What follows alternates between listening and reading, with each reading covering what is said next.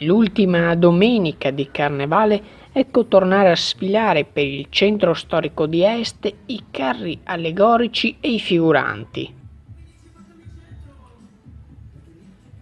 9 i carri in gara preceduti dalla banda e dalle majorette di Villa Estense, presenti nel corteo anche le scuole e varie associazioni del territorio.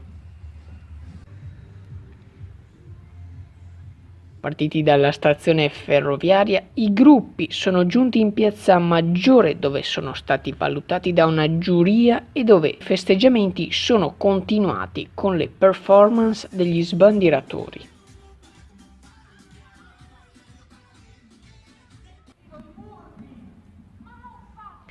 Minore l'affluenza rispetto allo scorso anno, ciononostante numerose le forze dell'ordine che hanno presidiato l'intero percorso a tutela dei partecipanti.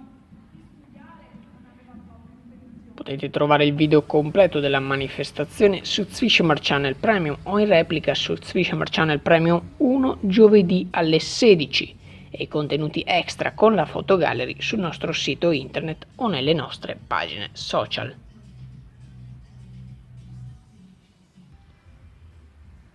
Swishamer Channel News, Este.